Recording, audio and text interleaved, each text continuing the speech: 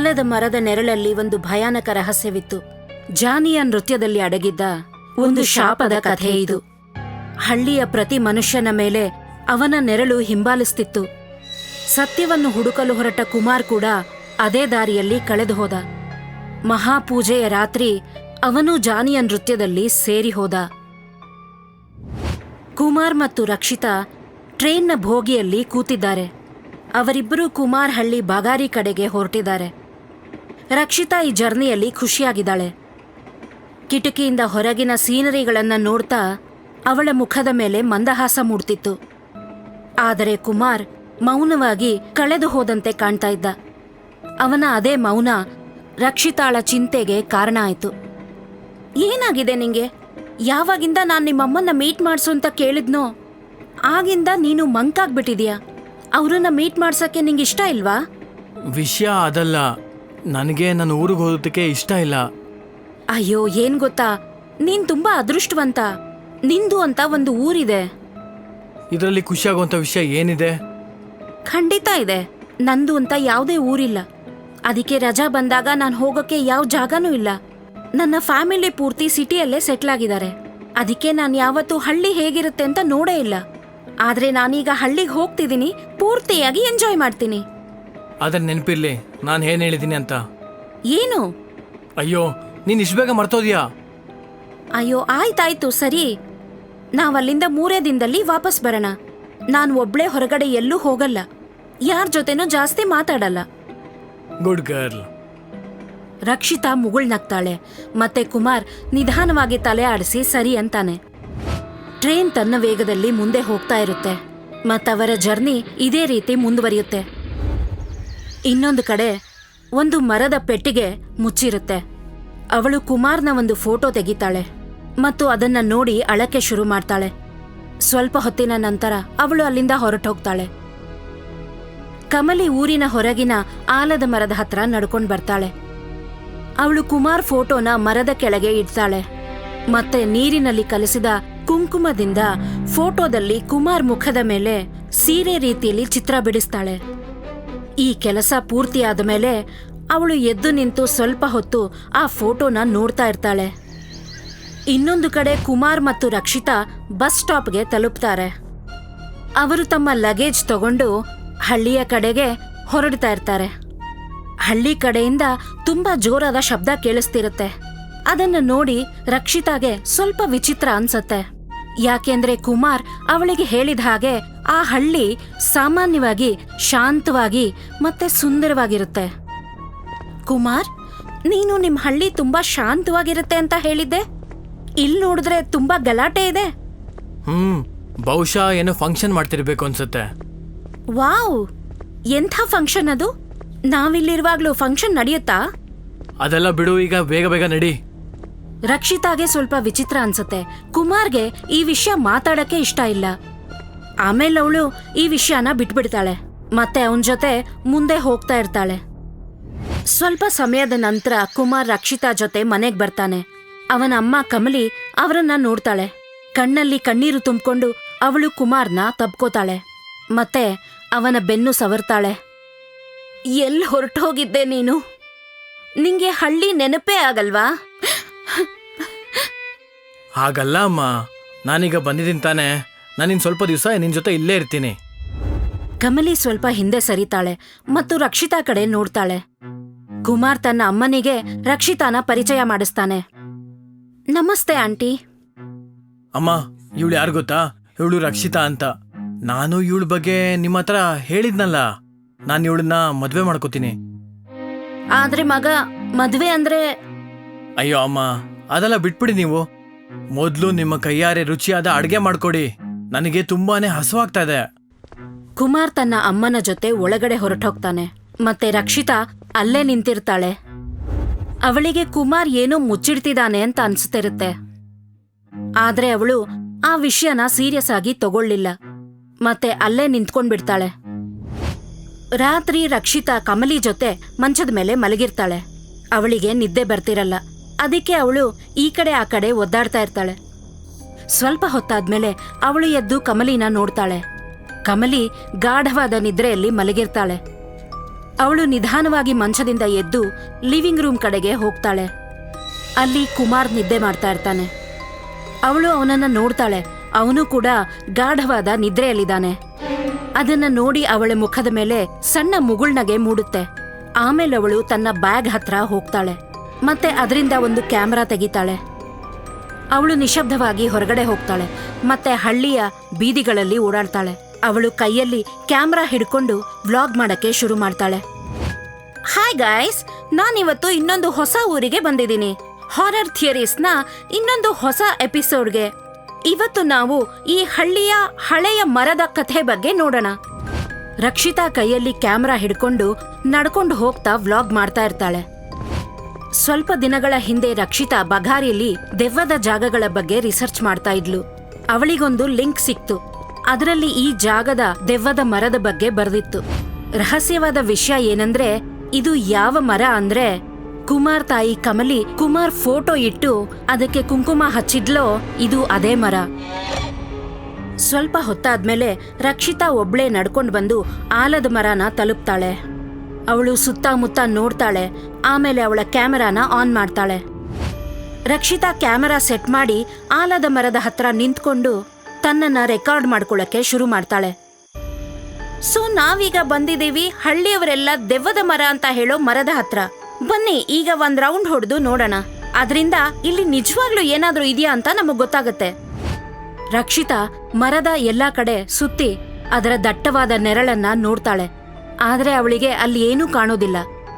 ಅವಳು ಮರದ ಬುಡದ ಹತ್ರ ರೆಕಾರ್ಡ್ ಮಾಡ್ತಿರುವಾಗ ಅವಳಿಗೆ ಅಲ್ಲೊಂದು ಕಾಗದ ಕಾಣಿಸುತ್ತೆ. ಉತ್ಸಾಹದಿಂದ ಅವಳದರ ಹತ್ರ ಹೋಗ್ತಾಳೆ. ಅದನ್ನ ಕೈಗೆ ತಗೊಂಡು ಸೂಕ್ಷ್ಮವಾಗಿ ನೋಡ್ತಾಳೆ.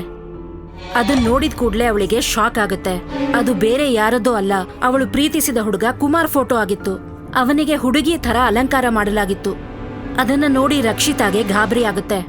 ಅವಳು ತಕ್ಷಣ ಮನೆ ಕಡೆ ಹೊರಟು ಬಿಡ್ತಾಳೆ. ನಡ್ಕೊಂಡು ಬರುವಾಗ ಸಡನ್ ಆಗಿ ಒಬ್ಬ ಮುದುಕ ಎದುರಾಗ್ತಾನೆ. ಅವಳು ಅವನಿಗೆ ಡಿಕ್ಕಿ ಹೊಡಿತಾಳೆ. ಅದರಿಂದ ಶಾಕ್ ಆಗಿ ಹಿಂದೆ ಸರಿದು ನಿಂತ್ಕೋತಾಳೆ. ಯಾರ್ ನೀನು? ಮತ್ತಿಲ್ಲೇನ್ ಮಾಡ್ತಿದ್ಯಾ? ನಾನು ಈ ಹಳ್ಳಿಲಿ ಇರೋ ನನ್ನ ಫ್ರೆಂಡ್ ಮನೆಗೆ ಬಂದಿದ್ದೆ. ನೀವ್ಯಾರು? ನಾನು ಈ ಊರಿನ ಪಂಡಿತ ಇದ್ದ ಹಾಗೆ. ಅಲ್ಲ, ನಿನಗೆ ಗೊತ್ತಿಲ್ವಾ ಈ ಮರ ಶಾಪಗ್ರಸ್ತ ಅಂತ? ಮತ್ತೆ ರಾತ್ರಿ ಹೊತ್ತಲ್ಲಿ ಇಲ್ಗೆಲ್ಲ ಬರಬಾರ್ದು. ಹಾ, ನಾನು ದಾರಿ ತಪ್ಪಿ ಬಂದ್ಬಿಟ್ಟೆ. ನಾನಿನ್ ಬರ್ತೀನಿ. ಹೀಗ್ ಹೇಳಿ ಅವಳು ಹೊರಟ ತಕ್ಷಣ ಆ ಮುದುಕ ಅವಳ ಕೈಯನ್ನ ಗಟ್ಟಿಯಾಗಿ ಹಿಡ್ಕೋತಾನೆ. ರಕ್ಷಿತಾ ತಿರುಗಿ ಅವನ ಕಡೆ ನೋಡ್ತಾಳೆ. ಏನ್ ಮಾಡ್ತಾ ಇದ್ದೀರಾ ನೀವು? ನನಗಿಷ್ಟು ಮಾತ್ರ ಗೊತ್ತಾಗಬೇಕು, ನೀನ್ ಇಲ್ಲಿಂದ ಏನಾದ್ರೂ ವಸ್ತು ಎತ್ಕೊಂಡ್ಯಾ ಅಂತ. ನಾನಿಲ್ಲಿಂದ ಯಾವ ವಸ್ತುನೂ ತಗೊಂಡಿಲ್ಲ. ನನ್ನ ಹೋಗಕ್ ಬಿಡಿ. ಅವಳು ಸುಳ್ಳು ಹೇಳ್ತಿದ್ದಾಳೆ. ಯಾಕೆ ಅಂದ್ರೆ ಕುಮಾರ್ ಫೋಟೋನ ಅವಳು ತಗೊಂಡು ಬಂದಿರ್ತಾಳೆ. ಅವಳು ತನ್ನ ಕೈ ಬಿಡಿಸ್ಕೊಂಡು ವೇಗವಾಗಿ ಊರಿನ ಕಡೆ ಹೊರಟು ಬಿಡ್ತಾಳೆ. ಆ ವಯಸ್ಸಾದ ಮುದುಕ ಅಲ್ಲೇ ನಿಂತು ಬಿಡ್ತಾನೆ. ಅವಳು ಹೋಗ್ತಿರೋದನ್ನೇ ನೋಡ್ತಾ ಇರ್ತಾನೆ. ಮಾರನೇ ಬೆಳಗ್ಗೆ ಕುಮಾರ್ ತಾಯಿ ಕಮಲಿ ಮಣ್ಣಿನ ಒಲೆಯಲ್ಲಿ ಅಡಿಗೆ ಮಾಡ್ತಾ ಇರ್ತಾಳೆ. ಆಗ ರಕ್ಷಿತಾ ರೂಮಿಂದ ಹೊರಗಡೆ ಬರ್ತಾಳೆ. ಕಮಲಿ ಅವಳ ಕಡೆ ತಿರುಗಿ ನೋಡ್ತಾಳೆ. ಅರೆ ರಕ್ಷಿತಾ, ಎದ್ದು ಬಿಟ್ಯಾ? ಹ್ಞೂ ಆಂಟಿ. ನಿಂಗೆ ಚೆನ್ನಾಗಿ ನಿದ್ದೆ ಬಂತಾ? ಹ್ಞೂ ಆಂಟಿ, ಚೆನ್ನಾಗಿ ನಿದ್ದೆ ಬಂತು. ಒಳ್ಳೇದಾಯ್ತು ಬಿಡು. ಈಗ ಹೇಳು, ನೀನು ಯಾವ ಊರಿಂದ ಬಂದಿದ್ಯಾ? ನಾನು ಮುಂಬೈಯಿಂದ ಆಂಟಿ. ಆಂಟಿ, ನಾನು ನಿಮ್ಮನ್ನೇನೋ ಕೇಳಬೇಕಿತ್ತು. ಹ್ಞೂ ಮಗಳೇ, ಕೇಳು. ರಕ್ಷಿತಾ ಹಿಂದಿನ ರಾತ್ರಿ ಮರದ ಹತ್ತಿರ ಸಿಕ್ಕ ಆ ಫೋಟೋನ ಕಮಲಿಗೆ ತಂದು ತೋರಿಸ್ತಾಳೆ. ಆ ಫೋಟೋ ನೋಡಿದ ತಕ್ಷಣ ಕಮಲಿ ಕೋಪದಿಂದ ಎದ್ದು ನಿಂತ್ಕೋತಾಳೆ. ಮತ್ತೆ ಅವಳ ಕೈಕಾಲು ನಡುಗಕ್ಕೆ ಶುರುವಾಗುತ್ತೆ. ಇದೇನ್ ಮಾಡ್ದೆ ನೀನು? ಆಂಟಿ, ಇದೇನಿದು? ಇದನ್ನೇ ಯಾರು ಮಾಡಿದ್ದು? ಕಮಲಿ ಗೋಡೆಗೆ ತಲೆ ಹೊಡ್ಕೊಳ್ಳಕ್ಕೆ ಶುರು ಮಾಡ್ತಾಳೆ. ಅಯ್ಯೋ ದೇವ್ರೇ, ಇದೆಂಥ ಕೆಲ್ಸ ಆಗೋಯ್ತು. ನಮ್ಮನೆ ಹಾಳಾಗ್ ಹೋಯ್ತು. ನನ್ ಮಗನ್ ಗತಿ ಏನೀಗ?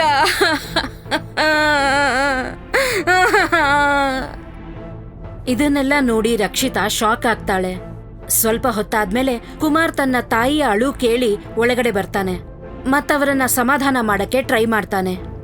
ಅಮ್ಮ, ಇದೇನಾಯ್ತು ನಿಮ್ಗೆ? ಯಾಕೆ ಗಡ್ತಾ ಇದ್ದೀರಾ ನೀವು? ಅಯ್ಯೋ ಮಗನೇ, ಆ ಶಾಪ ಹೋದ ವರ್ಷ ನಿಮ್ಮಪ್ಪನ ನುಂಗ್ ಹಾಕೊಂತು. ನಾನು ಆ ಶಾಪ ಮುರಿಯೋದಕ್ಕೆ ಆ ಆಲದ ಮರಕ್ಕೆ ಪೂಜೆ ಮಾಡಿ ಬಂದಿದ್ದೆ. ಆದ್ರೆ ಈ ಹುಡುಗಿ ಹೋಗಿ ನನ್ನ ಪೂಜೆನ ಭಂಗ ಮಾಡ್ಬಿಟ್ಲು. ನನ್ ಪೂಜೆ ಎಲ್ಲ ಹಾಳಾಗೋಯ್ತು, ಎಲ್ಲ ಮುಗಿದೋಯ್ತು.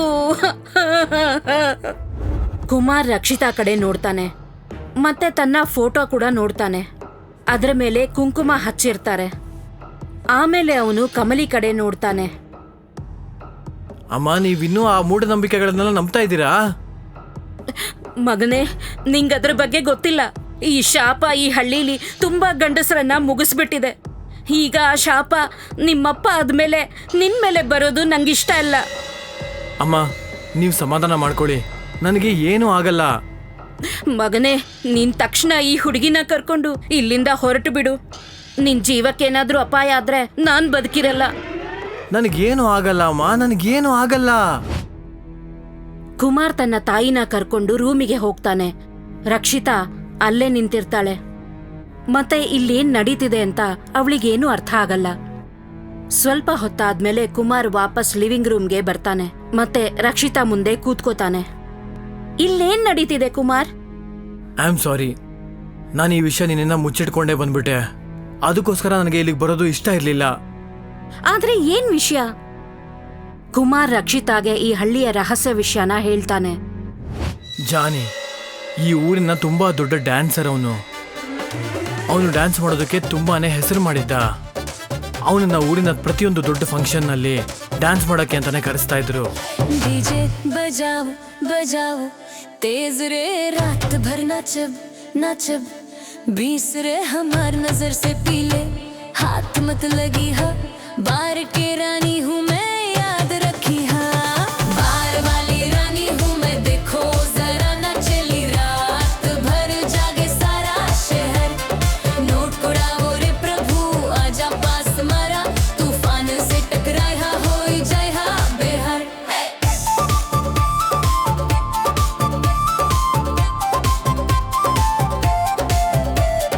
राजा देखे ले रहे चुप चुप के आवा आंखों से इशारा करी होश उड़ावा दुपट्टा उड़ावेली हवा सुन ले ई बावा हमार कमरिया पे नजर सबके जावा डीजे बजा बजा तेज रे रात भर नाचा नाचा 20 रे हमार नजर से पीले हाथ मत लगी हा बार के रानी हूँ मैं याद रखी हा ಅವನಿಗೆ ಬರ್ತಿದ್ದಂತ ದುಡ್ಡಿನಲ್ಲಿ ಅವನು ಊರಿನ ಬಡ ಮಕ್ಕಳಿಗೆ ಊಟ ಮತ್ತೆ ಬಟ್ಟೆಗೋಸ್ಕರ ಖರ್ಚು ಮಾಡ್ತಾ ಇದ್ದ.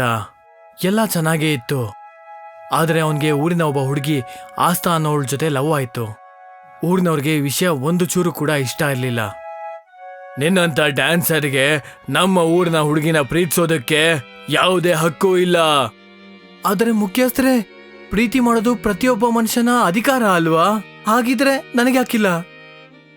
ಅವನಿಗೆ ಸರಿಯಾಗಿ ಹೊಡೆದ್ಬಿಟ್ಟು ಅವ್ರುಗಳು ಊರ ಆಚೆ ಇರೋ ಅದೇ ಆಲದ ಮರದ ಕೆಳಗಡೆ ಬಿಸಾಕ್ಬಿಟ್ಟು ಹೋಗ್ಬಿಟ್ರು. ನೆಕ್ಸ್ಟ್ ದಿನ ಜಾನಿ ಸೂಸೈಡ್ ಮಾಡ್ಕೊಂಡ್ಬಿಟ್ಟ. ಆದ್ರೆ ಅವನು ಈ ಊರಿಗೆ ಒಂದು ಶಾಪ ಕೂಡ ಕೊಟ್ಟ. ಒಂದ್ ವೇಳೆ ಊರಿನವ್ರಿಗೆ ಅವನ ಗುರುತು ಇಷ್ಟು ಕೆಟ್ಟದಾಗ ಅನ್ಸಿದ್ರೆ ಈ ಊರಲ್ಲಿರೋ ಪ್ರತಿಯೊಬ್ಬ ವ್ಯಕ್ತಿ ಅವನ ತರನೇ ಬದುಕಬೇಕು ಅಂತ. ಈಗ ರಕ್ಷಿತಾಗೆ ಎಲ್ಲ ವಿಷಯ ಅರ್ಥ ಆಗಿತ್ತು. ಅವತ್ತಿನ ಪ್ರತಿ ವರ್ಷ ಊರಿನ ಮಹಾಪೂಜೆಯ ದಿನ ಯಾರಾದ್ರೂ ಒಬ್ಬ ವ್ಯಕ್ತಿ ಕಾಣೆಯಾಗಿ ಆಗ್ತಾರೆ. ಎಲ್ರಿಗೆ ಇದೆ ಅನ್ಸೋದು ಅದು ಜಾನಿ ಆತ್ಮದ ಕೈವಾಡ ಅಂತ. ಮತ್ತೆ ಇದೇನು ನಿನ್ನ ಫೋಟೋ ಮೇಲೆ ಕುಂಕುಮ? ಊರಿನ ಪಂಡಿತರು ಹೇಳಿದ್ರು, ಯಾರಾದ್ರೂ ಅವನ್ನ ವಶಪಡಿಸ್ಕೊಳ್ಳೋಕು ಮುಂಚೆ ತನ್ನ ಫೋಟೋವನ್ನ ತಾನೇ ಅವನ ಹತ್ರ ಇಟ್ಬಿಟ್ರೆ ಜಾನಿ ಆತ್ಮ ಅವನಿಗೆ ತೊಂದರೆ ಕೊಡಲ್ಲ ಅಂತ. ಅಲ್ಲ, ನೀನ್ ಇದನ್ನೆಲ್ಲ ನಂಬ್ತೀಯಾ? ಆದ್ರೆ ಇನ್ ಮುಂದೆ ಯಾರಿಗೂ ನಂಬೋದಕ್ಕೂ ಬಿಡಲ್ಲ ನಾನು. ಈ ರಹಸ್ಯ ಏನು ಅಂತ ಬಯಲ್ ಮಾಡೇ ಮಾಡ್ತೀನಿ ನಾನು. ಆದ್ರೆ ಹೇಗ್ ಮಾಡ್ತೀಯಾ? ಇವತ್ ರಾತ್ರಿ ನಾವಿಬ್ರು ಜಾನಿ ಮನೆಗೆ ಹೋಗ್ತೀವಿ. ಅದೇ ಮರದ ಕೆಳಗಡೆ ಇದೆ ಅದು. ಊರಿನ ಜನ ಏನ್ ಹೇಳ್ತಾರೆ ಅಂದ್ರೆ ಊರಿಂದ ಕಾಣೆಯಾಗಿರೋ ಎಲ್ಲ ಜನರು ಕೂಡ ಅಲ್ಲೇ ಇದ್ದಾರೆ ಅಂತ. ನಾವು ಈಗ ಅಲ್ಲಿಗೆ ಹೋಗೋಣ, ಮತ್ ಅಲ್ಲಿನ ವಿಡಿಯೋ ರೆಕಾರ್ಡ್ ಮಾಡಿ ಊರಿನ ಜನರಿಗೆ ತೋರ್ಸೋಣ. ಅವ್ರು ಏನೆಲ್ಲ ಅನ್ಕೊಂಡಿದಾರೋ ಅದು ಮೂಢನಂಬಿಕೆ ಅಷ್ಟೇ, ಬೇರೆ ಏನೂ ಅಲ್ಲ ಅಂತ. ಸರಿನಾ? ರಕ್ಷಿತಾ ಸರಿ ಅಂತ ತಲೆ ಆಡಿಸ್ತಾಳೆ. ರಾತ್ರಿ ಕುಮಾರ್ ಮತ್ತೆ ರಕ್ಷಿತಾ ಜಾನಿ ಮನೆ ಕಡೆಗೆ ಹೋಗ್ತಾರೆ. ಅವರಿಬ್ರು ಬೀಗ ಒಡೆದು ಹಾಕಿ ಒಳಗಡೆ ಹೋಗ್ತಾರೆ. ಇಬ್ರು ಮನೆ ಒಳಗಡೆ ಈ ಕಡೆ ಆ ಕಡೆ ನೋಡ್ತಾ ಇರ್ತಾರೆ. ರಕ್ಷಿತಾ ತನ್ನ ಬ್ಯಾಗಿಂದ ಕ್ಯಾಮೆರಾ ತೆಗೆದು ಕುಮಾರ್ ಕೈಗೆ ಕೊಡ್ತಾಳೆ. ಕುಮಾರ್ ಕ್ಯಾಮೆರಾನ ತನ್ನ ಮುಂದೆ ಹಿಡಿತಾನೆ ಮತ್ತೆ ಅದನ್ನ ಆನ್ ಮಾಡ್ತಾನೆ. ಯಾರಾದ್ರೂ ಇದೀರಾ ಇಲ್ಲಿ? ಕುಮಾರ್ ಮತ್ತೆ ರಕ್ಷಿತಾಗೆ ಯಾವ ಶಬ್ದನೂ ಕೇಳಿಸಲ್ಲ. ಅದಕ್ಕೆ ಅವರಿಬ್ರು ಮುಂದೆ ಹೋಗೋ ನಿರ್ಧಾರ ಮಾಡ್ತಾರೆ. ಮನೆಯೆಲ್ಲ ಓಡಾಡ್ತಿರುವಾಗ ಅವರಿಗೆ ಒಂದು ಮುಚ್ಚಿದ ಕೋಣೆ ಕಾಣಿಸುತ್ತೆ. ಅಲ್ಲಿಂದ ತುಂಬಾ ಕೆಟ್ಟದಾದ ವಾಸನೆ ಬರ್ತಾ ಇರುತ್ತೆ. ಕುಮಾರ್ ಆ ರೂಮಿನ ಬಾಗಿಲು ತೆಗೆದು ನೋಡ್ಬೇಕು ಅಂತ ನಿರ್ಧಾರ ಮಾಡ್ತಾನೆ. ಅವನು ಬಾಗಿಲು ತೆಗೆದ ತಕ್ಷಣ ಭಯದಿಂದ ಇಬ್ಬರು ಕೈಕಾಲುಗಳು ನಡುಗಿ ಹೋಗುತ್ತೆ. ಆ ರೂಮಲ್ಲಿ ಯಾರೆಲ್ಲ ಊರಿಂದ ಕಾಣೆ ಆಗಿದ್ರೋ ಅವರ ಬಟ್ಟೆಗಳು ತುಂಬಿರುತ್ತೆ. ಅದೇ ಬಟ್ಟೆಗಳ ನಡುವೆ ಕುಮಾರ್ಗೆ ತನ್ನ ತಂದೆಯ ಬಟ್ಟೆ ಕೂಡ ಸಿಗುತ್ತೆ. ಅವನು ಅದನ್ನ ಕೈಗೆತ್ಕೊಂಡು ಅಳಕ್ಕೆ ಶುರು ಮಾಡ್ತಾನೆ. ಅಪ್ಪ ಅಪ್ಪ ಅಪ್ಪ. ಸ್ವಲ್ಪ ಸಮಾಧಾನ ಮಾಡ್ಕೋ ಕುಮಾರ್, ನಾವಿಲ್ಲಿಂದ ಈಗ್ಲೇ ಹೋಗ್ಬೇಕು, ನಡಿ ಹೋಗೋಣ. ಕುಮಾರ್ ಸರಿ ಅಂತ ತಲೆ ಆಡಿಸ್ತಾನೆ ಮತ್ತೆ ಇಬ್ರು ಅಲ್ಲಿಂದ ಹೊರಡ್ತಾರೆ. ಮನೆ ಬಾಗಿಲಿನ ಹತ್ರ ಬರೋ ಹೊತ್ತಿಗೆ ಅವರಿಗೆ ಢೋಲ್ ಶಬ್ದ ಕೇಳಿಸತ್ತೆ. ಅವರು ಆ ಶಬ್ದದ ಕಡೆಗೆ ತಿರುಗಿ ನೋಡ್ತಾರೆ. ಇಬ್ಬರು ನಿಂತ ಜಾಗದಲ್ಲೇ ಶಾಕ್ ಆಗ್ತಾರೆ ಮತ್ತೆ ಒಬ್ರನ್ನೊಬ್ರು ನೋಡಕ್ಕೆ ಶುರು ಮಾಡ್ತಾರೆ. ಕುಮಾರ್ ಆ ಶಬ್ದ ಬರ್ತಿರೋ ಕಡೆಗೆ ಹೋಗ್ತಾನೆ. ಆದ್ರೆ ರಕ್ಷಿತಾ ಅವನ ಕೈ ಹಿಡ್ಕೊಂಡು ಅವನನ್ನ ತಡಿತಾಳೆ. ಆದ್ರೂ ಅವನ ತಂದೆಯ ಸಾವಿನ ದುಃಖದಿಲ್ಲದ ಕುಮಾರ್ ಆ ಶಬ್ದ ಬರ್ತಿರೋ ಕಡೆಗೆ ಹೋಗ್ತಾನೆ. ಆ ಶಬ್ದ ಆ ಮನೆಯ ಹಿತ್ತಲಿನಿಂದ ಬರ್ತಾ ಇರುತ್ತೆ. ಕುಮಾರ್ ಮತ್ತು ರಕ್ಷಿತಾ ಆ ಜಾಗಕ್ಕೆ ಬಂದ ತಕ್ಷಣ ಹೆದರಿಕೆಯಿಂದ ಇಬ್ಬರು ನಡುಗಿ ಹೋಗ್ತಾರೆ. लहंगा लहराई दे देखेला जमाना चाल देख के हमार भूले ला दीवाना कमरिया मटकाई दे बाजे तराना आंखें लड़ाई दे हम बड़ा मन माना अरे देख कैसे चलेली ಕುಮಾರ್ ಮತ್ತು ರಕ್ಷಿತಾ ದಂಗಾಗಿ ನಿಂತು ಬಿಡ್ತಾರೆ. ಅಲ್ಲಿ ನಡೀತಿರೋದನ್ನೆಲ್ಲ ನೋಡ್ತಿರ್ತಾರೆ. ಆಗ ಇದ್ದಕ್ಕಿದ್ದಂಗೆ ಢೋಲ್ ಬಡಿಯೋ ಶಬ್ದ ನಿಂತು ಹೋಗುತ್ತೆ. ಆಗ ಅವರಿಗೆ ಕನಸಿನಿಂದ ಎಚ್ಚರವಾದ ಹಾಗೆ ಅನ್ಸುತ್ತೆ. ಇಲ್ಲೇನ್ ನಡೀತಿದೆ ಅಂತ ಅವರಿಗೆ ಅರ್ಥ ಆಗೋ ಹೊತ್ತಿಗೆ ಸಮಯ ಕೈಮೀರಿ ಹೋಗಿರುತ್ತೆ. ಜಾನಿ ದೃಷ್ಟಿ ಅವರಿಬ್ಬರ ಮೇಲೆ ಬೀಳುತ್ತೆ. ಅವನು ಅವರ ಕಡೆ ಬರ್ತಾನೆ. ಅವರಿಬ್ರು ಹೆದರಿ ಮನೆ ಬಾಗಿಲಿನ ಕಡೆ ಓಡ್ತಾರೆ. ಕುಮಾರ್ ರಕ್ಷಿತಾ ಹಿಂದೆ ಓಡ್ತಾ ಇರ್ತಾನೆ. ರಕ್ಷಿತಾ ಹೊರಗಡೆ ಹೊರಟೋಗ್ತಾಳೆ. ಆದ್ರೆ ಕುಮಾರ್ ಹಿಂದೆ ಉಳಿದು ಬಿಟ್ಟಿರ್ತಾನೆ. ಜಾನಿಯ ಆತ್ಮ ಕುಮಾರನ್ನ ಹಿಡಿದು ಬಿಟ್ಟಿರತ್ತೆ. ಈ ಕಡೆ ಕ್ಯಾಮೆರಾದಲ್ಲಿ ಜಾನಿ ತನ್ನ ಡ್ಯಾನ್ಸ್ ಡ್ರೆಸ್ನಲ್ಲಿ ಕಾಣಿಸ್ತಾನೆ. ಯಾರು ಕೂಡ ಉಳಿಯಲ್ಲ.